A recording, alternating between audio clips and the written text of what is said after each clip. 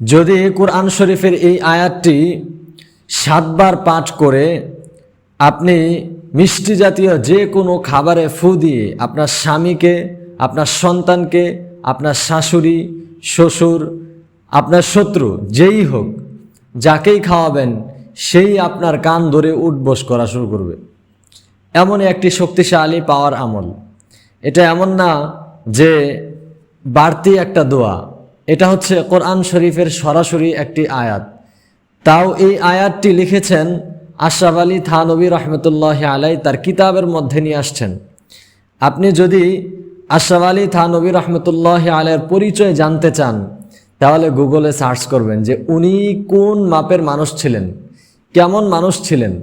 ওনার সম্পর্কে যদি আপনার ধারণা আনতে হয়, ধারণা নিতে হয়, তাহলে অবশ্যই গুগলে সার্চ করবেন। চ্যাটজিপিটি আছে, সেখানেও সার্চ করে দেখবেন সে কোন লেভেলের মানুষ। উনি অনেক কিতাব লিখেছেন। আল্লাহওয়ালাদের মধ্যে উনি একজন বড় আল্লাহওয়ালা। তো উনি ওনার কিতাবের মধ্যে এই আয়াতটি নিয়ে এসেছেন, যে কাউকে ভালোবাসার আবদ্ধতায় বাধ্য করতে এই আমল করলে ইনশাআল্লাহ সে আপনার প্রেমে পড়ে যাবে, আপনার প্রতি বাধ্য হয়ে যাবে। এটা আমি আপনাদেরকে দিচ্ছি। অনেক বোন আমাকে অনেক সময় বলেন যে তার স্বামী তাকে ভালোবাসে না। বোন অনেক সুন্দর, সব কিছু ঠিক আছে, স্বামীর জন্য পাগল, কিন্তু তারপরেও তার স্বামী তাকে ভালোবাসে না।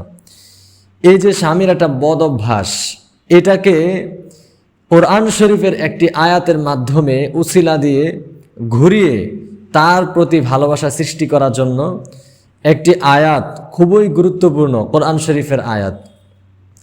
তো আমার এই চ্যানেলে যারা নতুন এসেছেন সকলেই আমার এই চ্যানেলটি সাবস্ক্রাইব করে দিবেন। বরাবরের মতো আমি প্রত্যেকটা ভিডিওতে দোয়া করে থাকি যারা অসুস্থ আছেন সকলকে আল্লাহ তাআলা পরিপূর্ণ সুস্থতা দান করেন। একটা হচ্ছে মানসিক সুস্থতা, আর একটা হচ্ছে শারীরিক সুস্থতা। কেউ শারীরিক অসুস্থতার মধ্যে ভুগছে, মানসিক শান্তি আছে কিন্তু শারীরিক অশান্তির মধ্যে ভুগতেছে। শারীরিক অশান্তির মধ্যে কেউ যদি ভুগে তাহলে মানসিক শান্তি এমনি এমনি উঠে যায়। সুতরাং উভয়টা কেমন যেন দুই চোখের মতো জড়িত।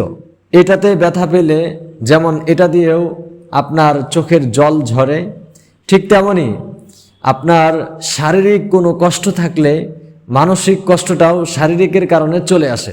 তো এ কারণে যারা আমার এই চ্যানেলের এই ভিডিওটি দেখতেছেন সকলেই একে অপরের জন্য দোয়া করবেন, কমেন্টে একে অপরের জন্য দোয়া লিখে যাবেন, যেন কেউ কমেন্ট পড়তে আসলে আপনার কমেন্ট শেষে আমিন লিখতে পারে, যে আল্লাহ আপনি সকলের পিতামাতার গুনাহখাতাকে মাফ করে দেন, অথবা সকলের পিতামাতাকে সুস্থতার সহিত বাঁচিয়ে রাখেন।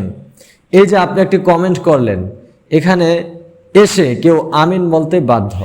তো কেউ যদি এখানে আমিন বলে তাহলে এই দোয়াটা যদি কবুল হয়, যে ব্যক্তি পরের জন্য দোয়া করে সেই দোয়াটা নিজের জন্যেও আসে। ঠিক আছে, যদি এই দোয়াটা কবুল হয় তার নিজের জন্যেও ফায়দা।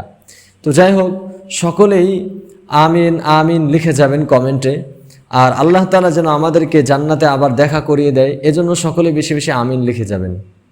তো প্রিয় দর্শক, বলতেছিলাম যে আজকে এই ভিডিওর মধ্যে আপনাদেরকে এমন একটি দোয়া উপহার দিব, এমন একটি দোয়ার কথা বলে দিব, যেই দোয়াটি পড়ে, যে আয়াতটি পড়ে আপনি যে মানুষটিকে ভালোবাসা, মায়া, মোহাব্বত নিজের প্রতি নিতে চান, এই আয়াতটি পড়ে আপনি মিষ্টি জাতীয় কোনো খাবারে যদি ফু দেন ইনশাআল্লাহ ইনশাআল্লাহ সে আপনার প্রতি গায়েল হয়ে যাবে। যদি আপনার স্বামী আপনার প্রতি মনক্ষুণ্ণ থাকে, আপনাকে ভালোবাসে না, সবসময় একটা রাগ মুডে থাকে, আপনার কাছে আসলে আপনাকে দেখলে রেগে যায়, যদি এমন একটা চরিত্র থাকে তাহলে এই আয়াতটা পড়ে আপনি মিষ্টি জাতীয়, মাঝে মাঝে শরবত খায়, তো মিষ্টি জাতীয় যে কোনো খাবারে আপনি ফু দিয়ে আপনার স্বামীকে খাইয়ে দিবেন। পারলে যদি আপনার স্বামী হয়ে থাকে এই দোয়াটি পাঠ করার পর লালা দিয়ে দিবেন, জিভার লালা দিয়ে দিবেন। ঠিক আছে?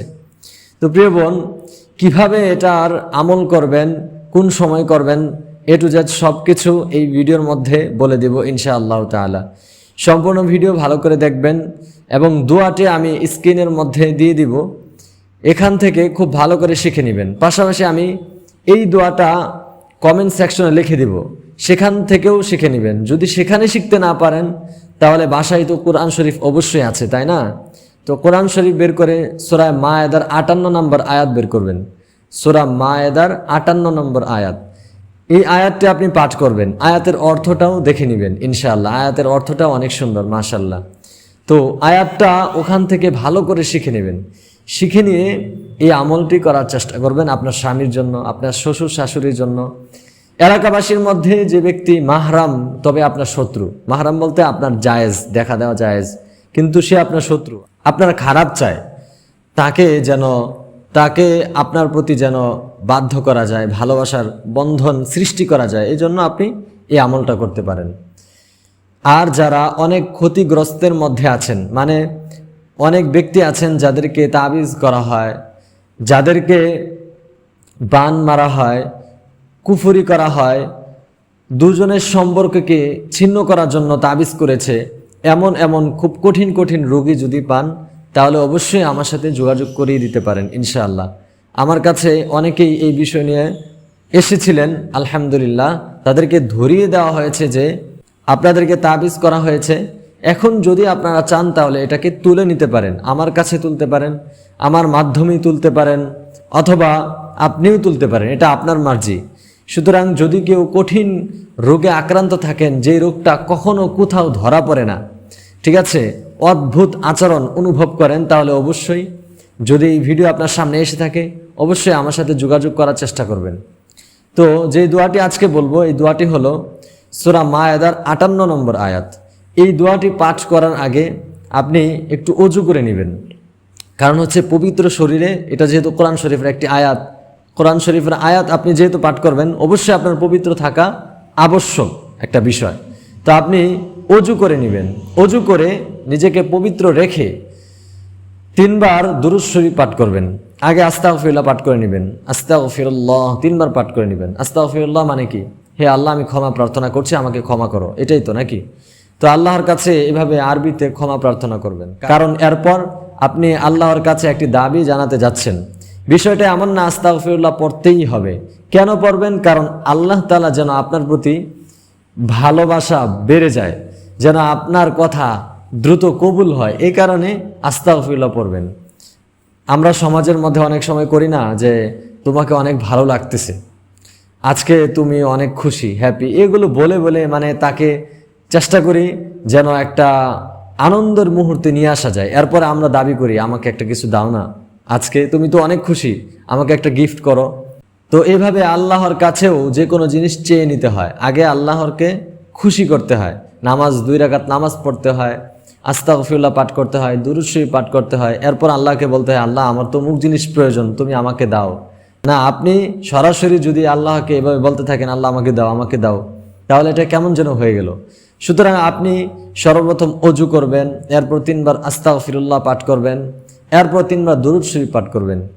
আল্লাহুম্মা সাল্লি আলা মুহাম্মাদিন ওয়া আলা আলি মুহাম্মাদ কামা সাল্লাইতা আলা ইব্রাহিম ওয়া আলা আলি ইব্রাহিম ইন্নাকা হামিদুম মাজিদ।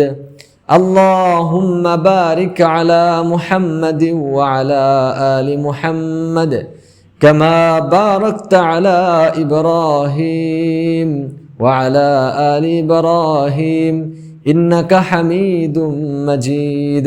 এই দুরূদ শরীফটা 3 বার পাঠ করবেন। এটা যদি কঠিন হয়ে যায় সাল্লাল্লাহু আলাইহি ওয়াসাল্লাম এটাও পাঠ করতে পারেন, কোনো সমস্যা নেই।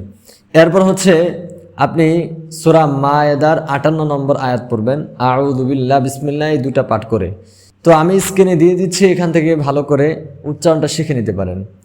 প্রথমে আউযু বিল্লাহি মিনাশ শাইতানির রাজিম বিসমিল্লাহির রহমানির রহিম। এরপর সূরা মায়েদার 58 নম্বর আয়াত, ইউহিব্বুহুম ওয়া ইউহিব্বুনাহু আযিল্লাতিন আলাল মুমিনিনা আ'ইজ্জাতিন আলাল কাফিরিন। ইউহিব্বুহুম ওয়া ইউহিব্বুনাহু আযিল্লাতিন আলাল মুমিনিনা আ'ইজ্জাতিন আলাল কাফিরিন। ইউহিব্বুহুম ওয়া ইউহিব্বুনাহু আযিল্লাতিন আলাল মুমিনিনা আইজ্জাতিন আলাল কাফিরিন। তো এভাবে দোয়াটি 7 বার পাঠ করে মিষ্টি জাতীয় যে কোনো খাবারে ফু দিবেন। হতে পারে সেটা চিনি, হতে পারে সেমাই, হতে পারে মিষ্টি জাতীয় যে কোনো খাবার আর কি। তো সেটাতে আপনি কৌশলে ফু দিয়ে খাইয়ে দিবেন। যদি স্বামী হয়ে থাকে মুখের লালা একটু লাগিয়ে দিবেন, এটা সবথেকে উত্তম হয় আর কি স্বামীর ক্ষেত্রে।